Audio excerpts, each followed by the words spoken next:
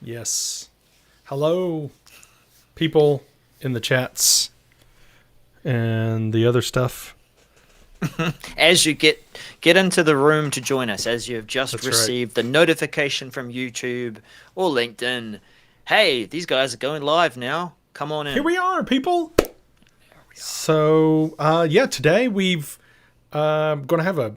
I'm just going to tell you it's going to be a short show. We got some good information, but short show. We're going to talk about Microsoft Ignite a little bit and share some insights. Yep. But Darrell, this past week, I put out a tweet and I said, this whole feature coming to Team or has come to Teams where you could talk to yourself, right? There's Use a it chat daily. in there that you can chat to yourself and Yep. pep yourself I up. listen well, all right? I listen to Yeah, I bet you myself. do. Yeah. So anyway, I sent a tweet saying, have you started chatting with yourself in Microsoft Teams? I want to hear your use cases. So, I got some pretty good engagement here.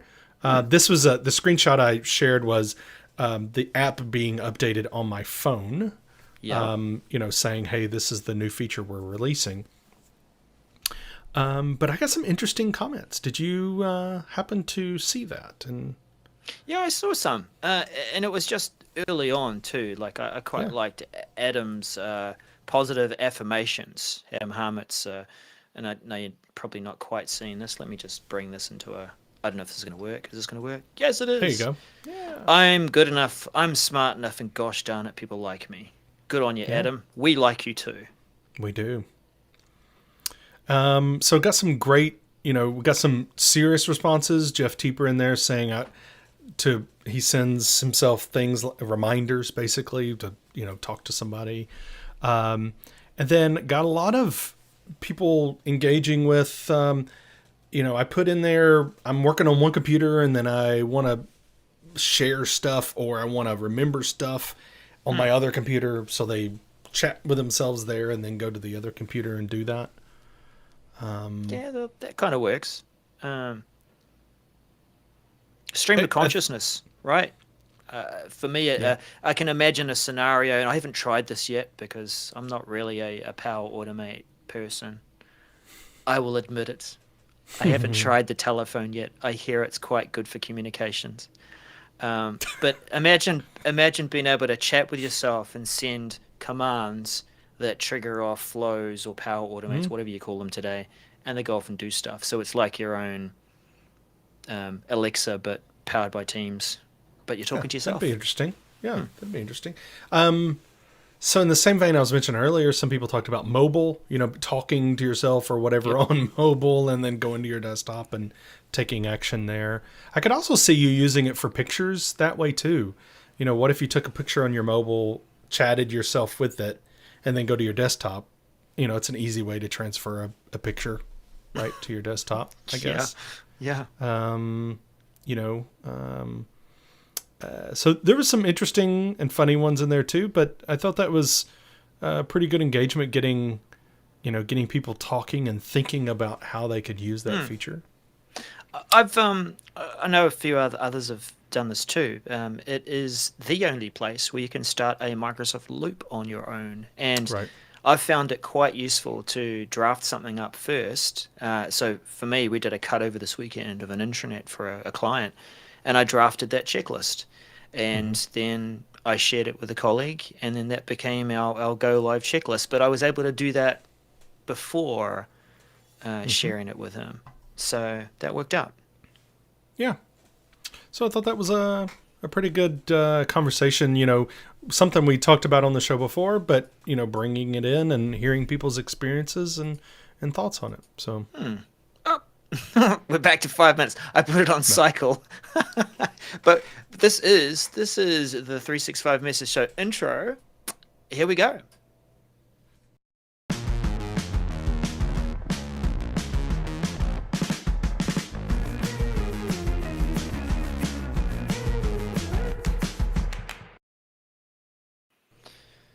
Yes, Darrell playing again. Flicked a button, put it on loop. Talking about loop. Talking about loop and then flipping a loop. Yeah, the timer restarted. You thought you were just going to get endless green room, everyone, didn't you? Ha ha! Yeah. Alrighty then. Hello, everyone, and welcome to the 365 Message Center Show. This is episode, 249, I think it is. Yeah. That'll do. And we are here live from the studio and want to welcome everyone from around the world. We do have people here from around the world into chat, as well as who view and listen to the podcast. Thank you so much. Feel free, please, to go ahead and click the thumbs up button. Give us a like here so other people can find this podcast, and give us a share. Make sure you, just click the share button or copy the URL and paste it into Teams. That's good for conversations internally. Share there too with your team. Share there too. But I was really thinking about Twitter and Facebook and LinkedIn and TikTok, and we're at 365 MCS on all of those platforms. So please ICQ, give us AIM. Yeah, give us a great AOL Online. We're all there. AOL Online. I was actually reading an article about that, but I won't get into that. So how are you, Darrell? Oh, it has been a good week, an interesting week. I also had an interesting talk this weekend with a Microsoft research group about creating content alongside work and what we do. And, is there any synergies and challenges that come with that? And I think, just in short, I would say it was good to talk about that and reflect on the journey of exposing the learning journey and the community that builds around you as you have that kind of fun. Yeah. Sounds wonderful. I'm glad they were able to talk to you because you are the expert in that field, I feel. I appreciate that. I'm a... Yeah. So... Anywho's. 2 messages. We have 2 messages we're going to talk about, and then we're going to talk about Microsoft Ignite. Give you some thoughts, what we think about, and give you maybe some insights on how you could be in person at a community event, like at an event where you're learning in person, but also consuming Ignite content. So give you a little tip there. But we just have 2 messages to cover this time. You know what we didn't do, Daniel? We didn't figure out who was doing what, so we're going to wing it. Why don't we both cover it? Through... Yeah, let's both cover it. We can do that. So you read the first word, and I'll read the second word, and it'll... No. Oh, I was thinking letter, not words. Letter by letter. No, that'll take a while. So let's do the first one. This is forms. Distribute your forms by using Teams as a new channel. MC406259. I just gave it a nice look. When I paused there, I'm like, as a new channel? I really don't like that title. Is there a new channel type coming to Teams? Is that what you mean? No. Okay. That's not what this is about. And sounds like a forms channel to me. It does. So this is rolling out late July through late August. And really what it is in forms for the web, although I'm not entirely sure there's a forms anything else, but forms for the web, you can share your survey or quiz that you've created in Teams chat directly and into channels. So you're going to be in that share. You're going to be able to share that directly. Now, I will say I went ahead and gave this a thumbs down, this message, and gave some feedback and said, hey, this is not a whole lot of information. There's no screenshots. There's no details as to what in the world's going on here, how this works. So I did that. You don't need to do that if you don't want to, but hey, if you want to, go ahead. But I feel like there needs to be a little bit more information here. It's not a whole lot to go off of, but I mean, we have to make a lot of assumptions. There's a lot of assumptions here that we're making, but I think that there is a fact that a lot of forms content, in my experience, a lot of forms content is shared in Teams. So this is a good thing. How that's going to look and function, again, we're making assumptions because we don't have a lot of information to go off of. So what do you think? Do you share a lot of forms in Teams? No. You don't? Really? I don't. I really don't. No. But yeah, my assumption about how this will work is it's just another avenue to getting it there. I know that there's a messaging app where you can click the form button down near that compose box. You can add a form to a message and get it into a channel or a chat. So that's your pull method. This feels like it's a push one where you've just created a form or you're going back to one that you're ready to share with a team and now you want to drop it into a channel and get people to engage with it. And it feels like it's just, click on Yeah. that share button and now Teams is a choice and tell me which team and which channel. Job done. Agreed. Simple. And Simple assumption. It is a simple. Hey, when we start assuming, we can make it be whatever we want. We can change the world. Speaking of Teams, Ooh, yes. let's Next. stay in Teams Why not? for the next announcement. Why not? Why? Is that one? No, it's not. Do you want to read this one? Yes, it is that one. Okay, yeah. Yeah. There's so many I will- to choose from. I will omit the updated bracket. Mm-hmm. This is one of those messages which came out during the week and then a day later it got updated to change the timeline. Customizable dashboard in Teams Admin Center MC 406234. For all you Teams admins out there, you'll really love this one. Being able to customize the dashboard, landing experience, putting things in front of you that you want to see at a glance as you start your team's day with your team's cup of coffee, with your team's jacket on, and with pride, you are the team's admin. And you open up your dashboard and you say, I want to see call performance. I want to be so reactive or proactive that these are the calls that had problems and meetings that had problems today, this week. I'm going to get onto it. I'm going to go out there and ask people who participated in these calls and meetings, what can I do to help you? Am I adding more assumptions here? You're having a lot of. You're having I'm fun telling with the this story. one. Yeah, I am. It's an interesting story. I think you're weaving Widgets. in what this is, what this update's about through this Yes. story of this wonderful Teams admin who has lots of swag. Yes.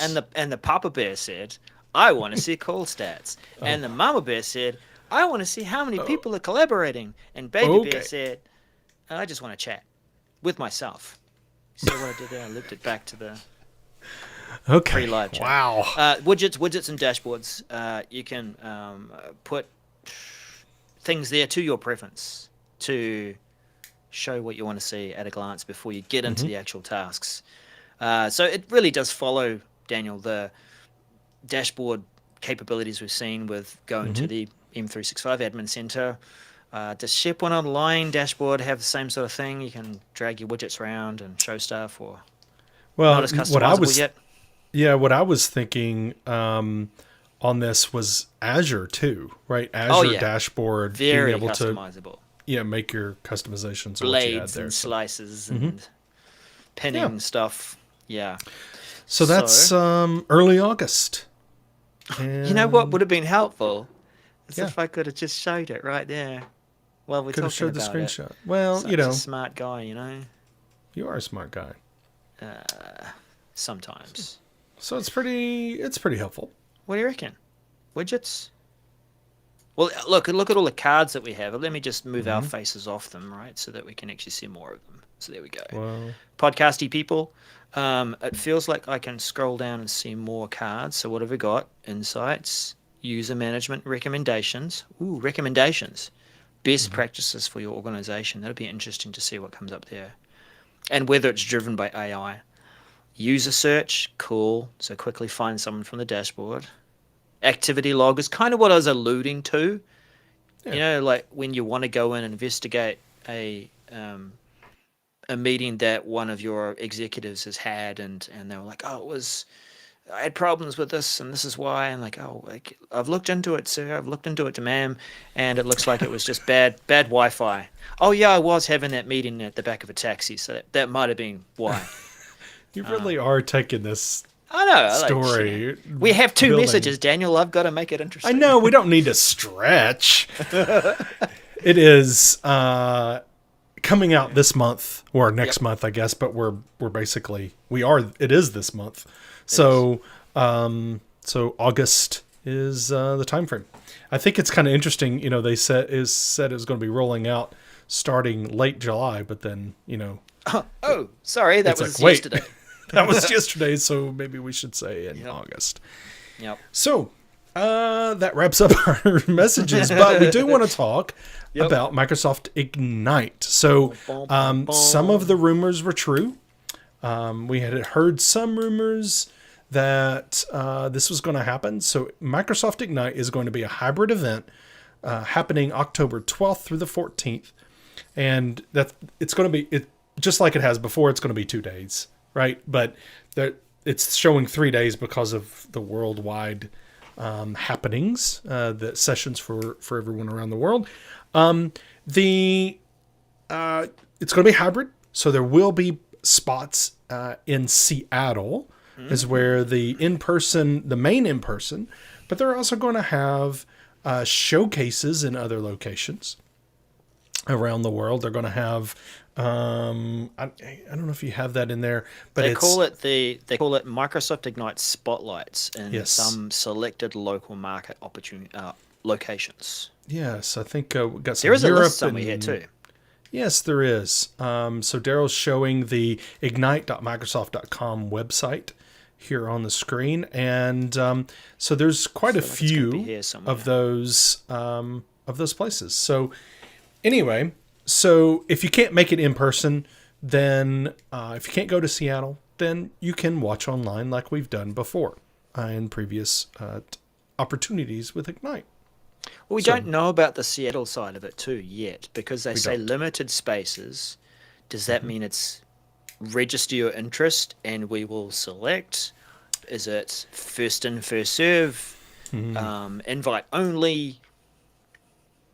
Yeah, so the registration, it's not register, it's sign up to hear more. When you do that, now you have to create a brand new account. Now I said on Twitter, I replied and said, why aren't we using Microsoft accounts here? But you're not. You just create an account for the site. You have to come up Yep. with the username and password. Anyway, and then you say, are you registering for online, or do you have access or interest in showing up in person? So you register and say, I want to be online or in person or at one of these spotlight locations. So you just kind of express your interest for that. How they're going to select, I don't know. Will there be enough interest? I think people are very interested in being in person and learning in person. So, probably there would be some interest. But this is very short. We've got 2.5 months ish before the event. So, there's not a lot of notice here, that we typically get with an in-person Ignite. It'd be nice having it on home ground. Back at headquarters in Redmond, which is where they have Build, right? Yeah, I mean, I think that's some of the draw, to be in Seattle, be near the home place, and it. So anyway, I don't know who's going to get to go or how it's going to be picked, but that's where it is. We actually saw a model of this for Build. So they did have satellite events. So some in the MVP community had presented sessions from there. I think of the UK event.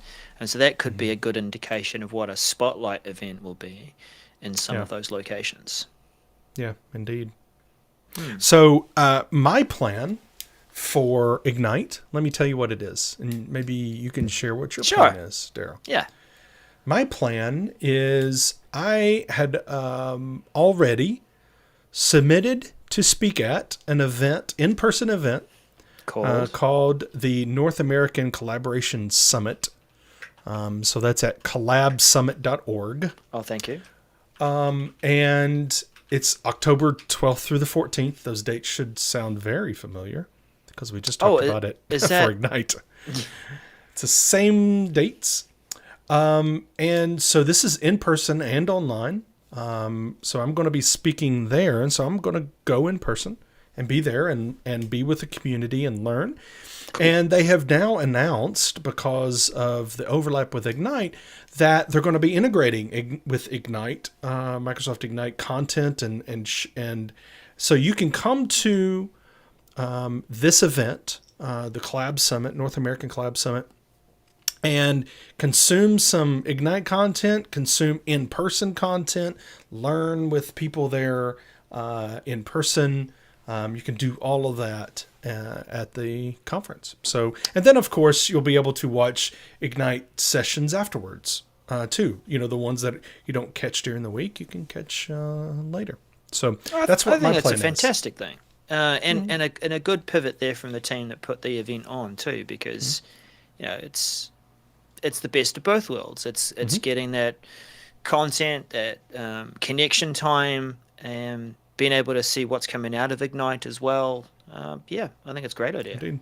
Yeah. So what's your plan? Yeah, my plan. I'm waiting for my personal invite. No, I'm joking. I expect it will be online only. There is, from what I saw on the list, there isn't a local spotlight event. Not even one in Australia. So here I am in New Zealand. There's not one in Australia usually.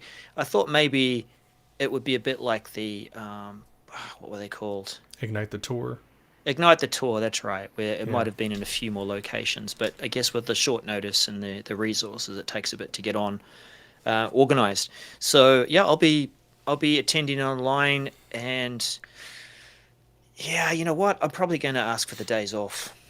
This time around, I think I want to actually concentrate on sessions and learn and digest it. Okay.